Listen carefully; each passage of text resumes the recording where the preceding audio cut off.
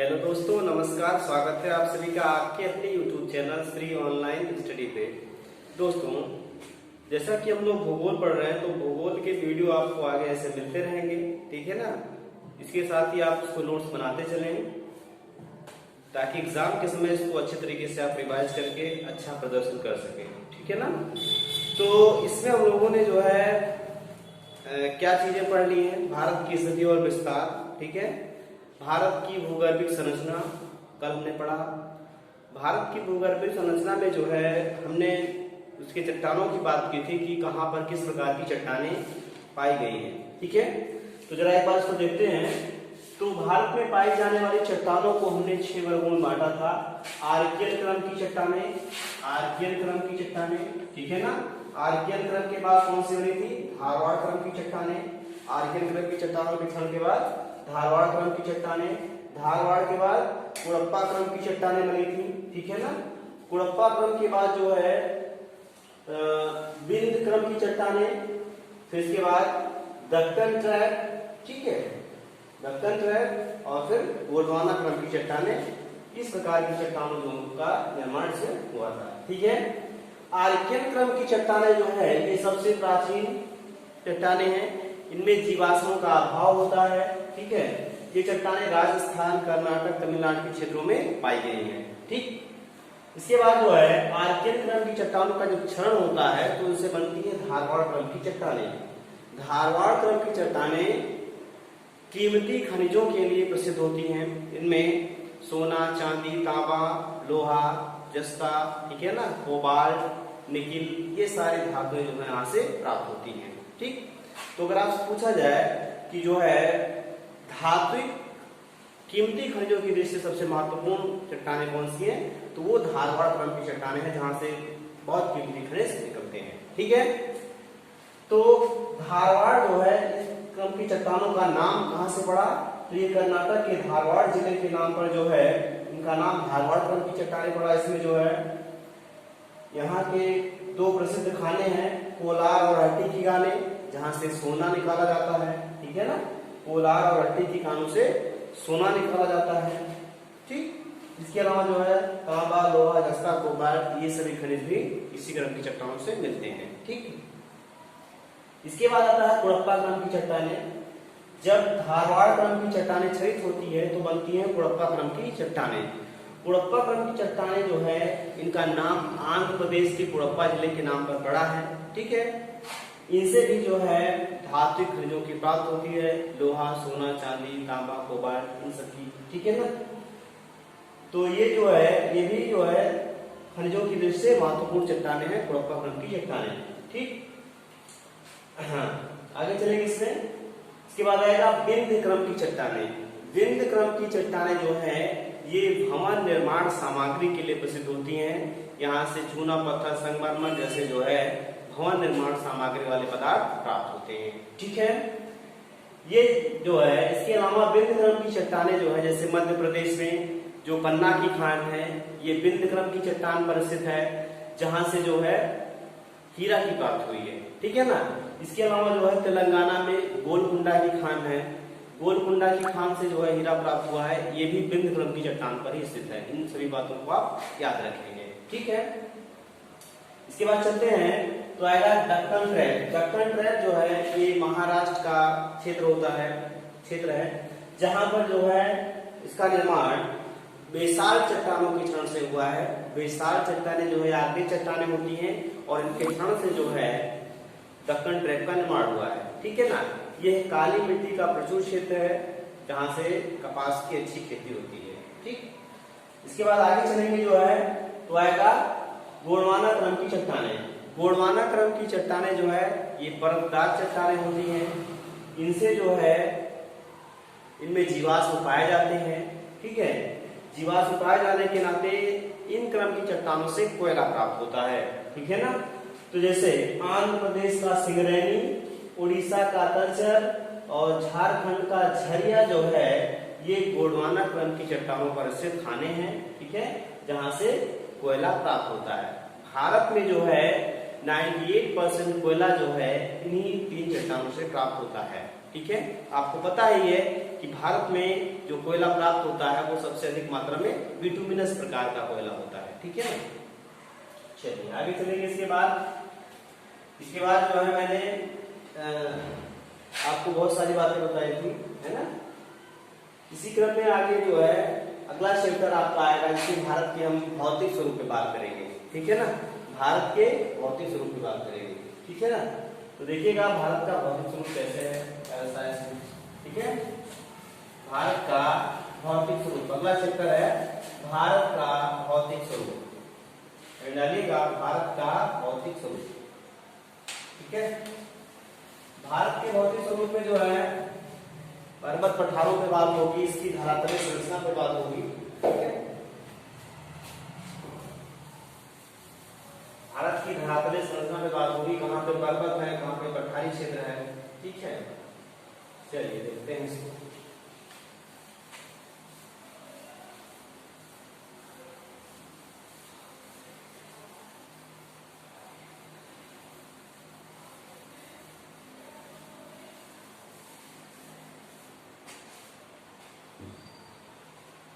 भारत का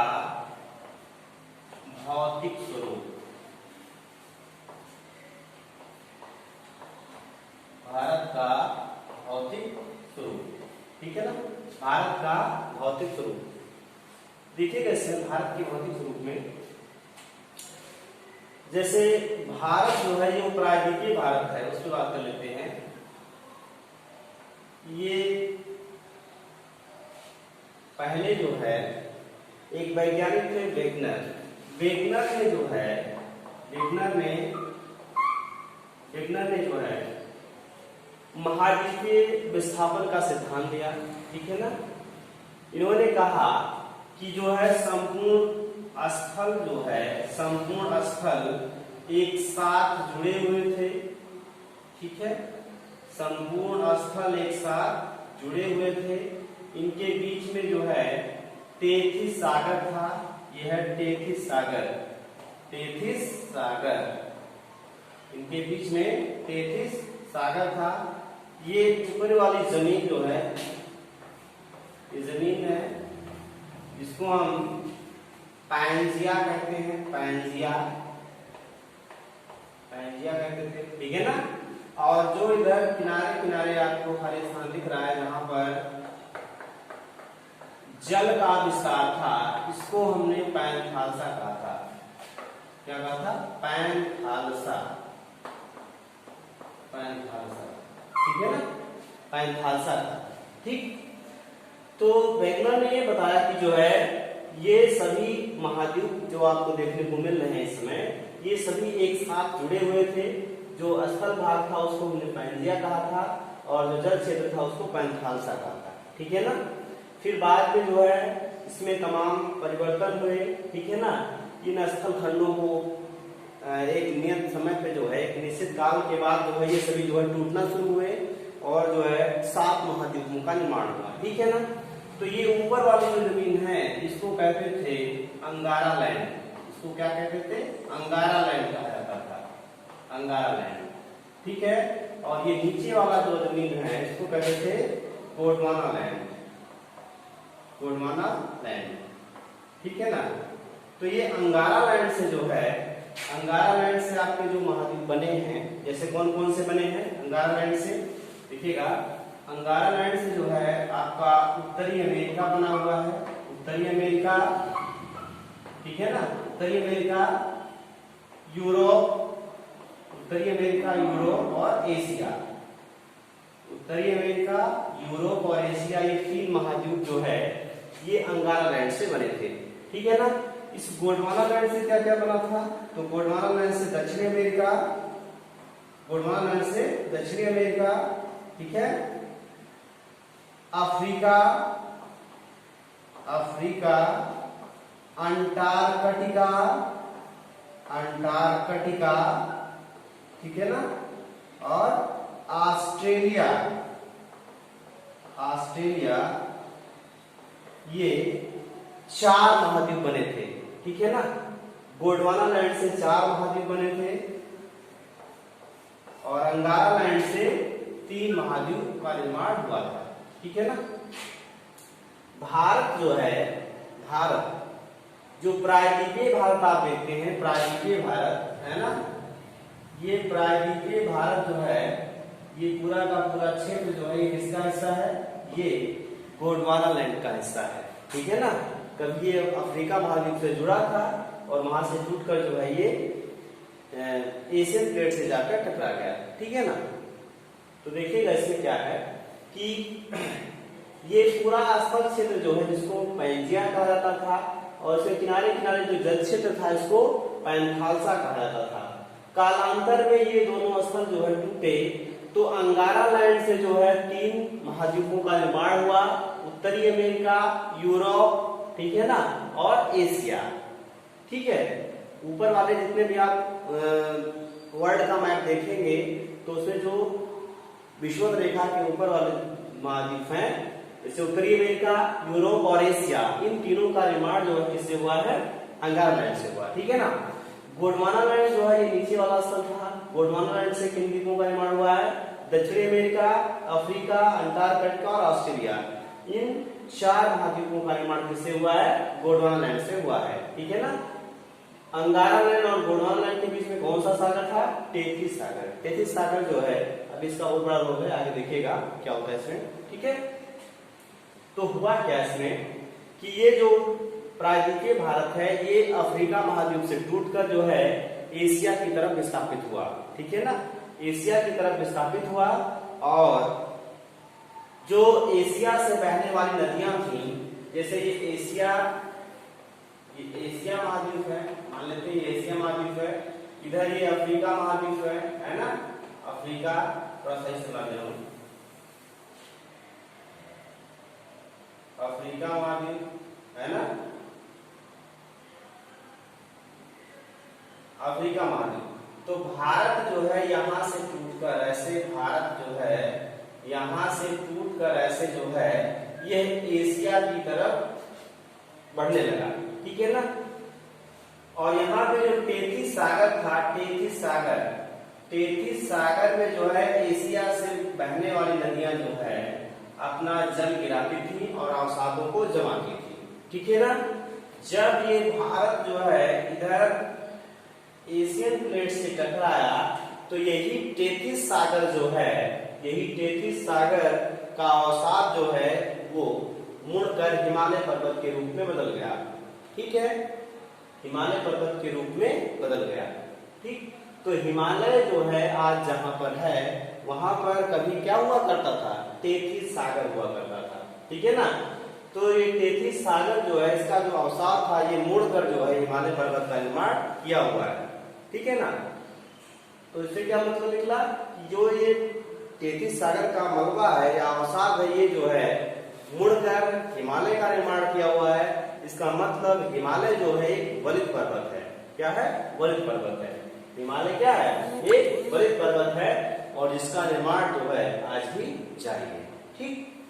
तो भारत की धरातलीय संरचना में हिमालय पर्वत का भी एक महत्वपूर्ण रोल है, उसको आगे देखते हैं। ठीक है ना। देखिएगा इसमें ये सारी बातें आपको समझ में आ गई होंगी ना, इसको ऐसे अच्छे तरीके से नोट्स में बनाते चलें। ठीक। चलिए आगे चलते हैं। इसमें देखिएगा जो है कि भारत की धरातलीय संरचना को हम कितने वर्गों में बांट सकते हैं। ठीक। तो पहले भारत जो है इसका जो सबसे प्राचीन भाग है जिसको हम प्रायद्वीपीय भारत कहते हैं, तो प्रायद्वीपीय भारत ऐसे नोट करते चलेंगे। प्रायद्वीपीय भारत जो है, प्रायद्वीपीय भारत ये गोंडवाना लैंड का भाग है, गोंडवाना लैंड का भाग है। ठीक है ना। गोंडवाना लैंड का भाग है। ठीक। भारत की धरातलीय संरचना को जो है, भारत की धरातलीय संरचना, इसको हम क्या कहते हैं, उच्चावच। किसी भी स्थान की धरातलीय संरचना को क्या कहा जाता है, उच्चावच कहा जाता है। ठीक है ना। उच्चावच पढ़ाऊंगा आगे में। तो ये जो है निम्न प्रकार से है, कौन कौन से हैं, उत्तर का पर्वतीय क्षेत्र, उत्तर का पर्वतीय क्षेत्र, उत्तर का पर्वतीय क्षेत्र, ठीक है ना। फिर क्या आएगा, उत्तर का विशाल मैदान, उत्तर का विशाल मैदान, उत्तर का विशाल मैदान। फिर आएगा प्रायद्वीपीय पठार, प्रायद्वीपीय पठार, ठीक है। और फिर समुद्र तटीय मैदान, समुद्र तटीय मैदान, ठीक है ना। उत्तर का पर्वतीय क्षेत्र, उत्तर का विशाल मैदान, प्रायद्वीपीय पठार और समुद्र तटीय मैदान। इसकी धरातलीय संरचना को हम इतने वर्गों में बांट सकते हैं, ठीक है ना। प्रायद्वीपीय भारत कई बार सवाल पूछा गया है कि गोंडवाना लैंड का भाग है, ठीक है। इसकी धरातलीय संरचना को हम 4 मुख्य वर्गों में बांट सकते हैं। उत्तर का पर्वतीय क्षेत्र, ठीक है ना, उत्तर का विशाल मैदान, प्रायद्वीपीय पठार, ठीक है, और समुद्र तटीय मैदान। ठीक, बताइए क्लियर है ना। आगे चलते हैं। तो जैसे उत्तर का पर्वतीय क्षेत्र, उत्तर के पर्वतीय क्षेत्र में हम लोगों को क्या चीजें पढ़नी है, हिमालय के बारे में पढ़ना है। भारत के उत्तर दिशा में विशाल हिमालय पर्वत श्रृंखला है, जो कभी 33 सागर हुआ करता था, वही 33 सागर आज जो है किसमें बदल गया है, हिमालय पर्वत में बदल गया है, ठीक है। चलिए देखते हैं इसको, ठीक। जानिएगा उत्तर का पर्वतीय क्षेत्र,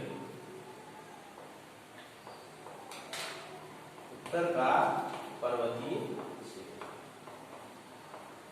ठीक है। उत्तर का पर्वतीय क्षेत्र भारत के उत्तर दिशा में जो है विशाल हिमालय पर्वत श्रृंखला का विस्तार है। भारत के उत्तर दिशा में विशाल हिमालय पर्वत श्रृंखला का विस्तार है, ठीक है। विशाल हिमालय पर्वत श्रृंखला का विस्तार है, ठीक। तो ये जो उत्तर का पर्वतीय क्षेत्र है, इसमें जो है हिमालय पर्वत श्रृंखला का विस्तार है, ठीक। देखिएगा कैसे है भारत की मैप में इसको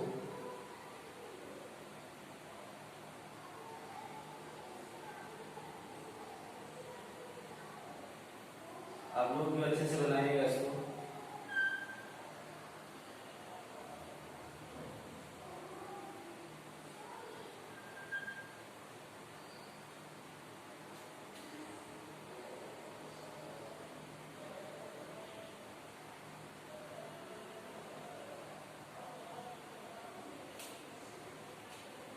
भारत का मैप जो है इसको अच्छे तरीके से बनाना सीख लीजिए।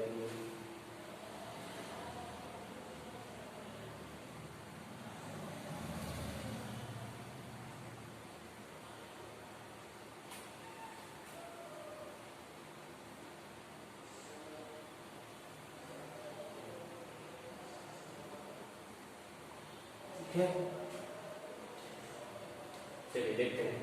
तो यहाँ पर जो है विशाल हिमालय पर्वत श्रृंखलाएं हैं, कौन कौन सी हैं देखिएगा आगे इसमें, ठीक। अब देखिए विशाल पर्वतीय क्षेत्र, विशाल पर्वतीय क्षेत्र में पहले आता है हिमालय पर्वत श्रृंखला, हिमालय पर्वत श्रृंखला, हिमालय पर्वत श्रृंखला, ठीक है ना, हिमालय पर्वत श्रृंखला। देखिएगा इसमें ऐसा माना गया जो है कि हिमालय की उत्पत्ति के संदर्भ में जो है, हिमालय की उत्पत्ति के संबंध में 2 प्रमुख सिद्धांत दिए गए हैं। 2 प्रमुख सिद्धांत जो है दिए गए हैं। कौन कौन से वो सिद्धांत हैं, ठीक है ना। पहला सिद्धांत है कोबर का भूसन्नति सिद्धांत, कोबर का भूसन्नति सिद्धांत, जो सबसे ज्यादा माना गया है। अगर आप सवाल पूछे कि हिमालय के उत्पत्ति के संबंध में सबसे मान्य सिद्धांत कौन सा है, तो वह है कोबर का भूसन्नति सिद्धांत, ठीक है ना। इसमें बताया गया कि जो है एशिया से गिरने वाली जो 33 सागर की नदियां थी, ठीक है, वो अपने साथ अवसादों को लाकर जमा करती थी, और साधनों को लाकर जमा कर दी थी। और जब ये भारतीय प्लेट जो है ये जाकर एशियन प्लेट से टकराई तो वही टेथिस सागर का अवसाद जो है वो हिमालय पर्वत श्रृंखला में बदल गया। ठीक है ना, इस सिद्धांत में ये बात कही गई थी। और दूसरा सिद्धांत है हैरी हेस का प्लेट विवर्तनी सिद्धांत। प्लेट विवर्तनी सिद्धांत, प्लेट टेक्टोनिक थ्योरी, विवर्तनी सिद्धांत। ठीक है ना। हिमालय की उत्पत्ति के संदर्भ में दो सिद्धांत प्रमुख महत्वपूर्ण है, जिसमें सबसे ज्यादा मान्य जो है सर्वमान्य सिद्धांत कौन सा है, वो है कोबर का आभूषण सिद्धांत। कोबर का आभूषण सिद्धांत जो है ये सबसे ज्यादा मान्य है। ठीक है ना। इसके अलावा हैरी हेस का प्लेट विवर्तन सिद्धांत कि जो है भारतीय प्लेटें सरक कर जो है एशियन प्लेट से टकरा गई, जिसके फलस्वरूप वहां पे जो अवसाद जमा हुआ था वो हिमालय पर्वत के रूप में बदल गया। ठीक है ना। तो हिमालय पर्वत श्रृंखला की उत्पत्ति के संदर्भ में दो प्रमुख सिद्धांत दिए गए हैं। और कौन सा? कोबर का आभूषण सिद्धांत और हैरी हेस का प्लेट विवर्तन सिद्धांत। ठीक है। अब देखिए कैसे हिमालय पर्वत श्रृंखला जो ये उत्तर दिशा में है इसको हम कई वर्गों में बांटते हैं। ठीक, कौन कौन से हिमालय की बात होती है देखिएगा। तो हिमालय पर्वत श्रृंखला को जो है हम निम्न वर्गों में बांटते हैं। कौन कौन से हैं? पहला है ट्रांस या पार हिमालय, ट्रांस या पार हिमालय, ट्रांस या पार हिमालय। ठीक है ना। दूसरा कौन सा है? बृहद हिमालय। दूसरा है बृहद हिमालय, बृहद हिमालय। ठीक है ना। तीसरा है लघु या मध्य हिमालय, लघु या मध्य हिमालय, लघु या मध्य हिमालय। और अगला है शिवालिक। ठीक है, देखिएगा इसमें कौन कौन से हैं? ट्रांस या पार हिमालय, बृहद हिमालय, लघु या मध्य हिमालय और अगला है शिवालिक या बाह्य हिमालय। ठीक है ना। अब देखिए ट्रांस या पार हिमालय क्या होता है? हिमालय की ऐसी पर्वत श्रृंखलाएं जिनका निर्माण जो है इन तीनों के पहले हुआ है। ठीक है ना। इन तीनों पर्वत श्रृंखलाओं के पहले हुआ है, प्राचीन संरचनाएं हैं ये। ठीक है ना। आग्नेय चट्टानें के ट्रांस हिमालय की जो बेसमेंट है वो आग्नेय चट्टानों की बनी हुई है, ऐसा माना गया है। ठीक है। ट्रांस हिमालय का निर्माण जो है बृहद, लघु और शिवालिक से पहले हो चुका है। ठीक है। बृहद, लघु और शिवालिक से पहले हो चुका है। ट्रांस हिमालय को पार हिमालय क्यों कहा जाता है? क्योंकि जो है ये भारत को पार करके तिब्बत के पठार से शुरू होकर भारत को पार करके इधर जो है अफगानिस्तान में हिंदुकुश पर्वत श्रृंखला और पाकिस्तान में सुलेमान पर्वत श्रृंखला और इधर फिर आगे चल के जो है ना तिब्बत के पठार में बहुत सारे पर्वत श्रृंखलाओं का निर्माण इसने किया हुआ है। ठीक। तो ये जो ट्रांस हिमालय है इसकी तीन प्रमुख पर्वत श्रृंखलाएं हैं, काराकोरम, ठीक है, लद्दाख और जास्कर।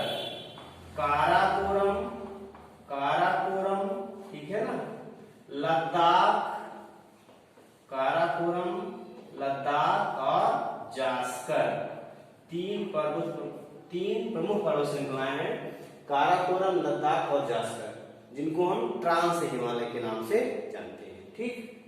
ये काराकोरम पर्वत श्रृंखला है, ये काराकोरम पर्वत श्रृंखला, ठीक, ये है लद्दाख और इसके नीचे जो है ये जास्कर पर्वत श्रृंखला है। ठीक है। इन तीनों का विस्तार भारत के जम्मू कश्मीर राज्य में है। ठीक, बात है समझ में? ठीक है।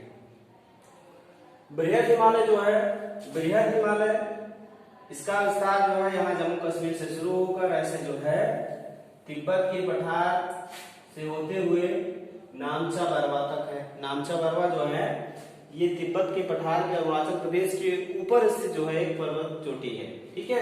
फिर यहाँ से हिमालय जो है दक्षिण की ओर से मुड़ जाता है। ठीक है ना। और म्यांमार से होते हुए ऐसे फिर अंडमान निकोबार द्वीप समूह जो आप देखते हैं ये इसी हिमालय का ही हिस्सा है। अंडमान निकोबार द्वीप समूह जो है वो इसी हिमालय का ही हिस्सा है जो समुद्र में फैला हुआ है। ठीक, ये हो गया बृहद हिमालय। इसके नीचे जो है ये लघु या मध्य हिमालय का विस्तार है और फिर इसके नीचे जो है शिवालिक पर्वत श्रृंखला। ठीक, यह है बृहद हिमालय, यह है बृहद हिमालय। इसके नीचे जो है मध्य या लघु हिमालय और उसके नीचे जो है ये शिवालिक पर्वत श्रृंखला या बाढ़वानी। ठीक, चलिए इससे कल बात करेंगे जो है ना, काफी चीजें भी इसमें हैं। ठीक, आप इसको अच्छे तरीके से पढ़ते चलें, एटलस के माध्यम से भी देखते चलें कि कहाँ पे कौन सी संरचना है। ठीक है ना, चलिए ओके, धन्यवाद।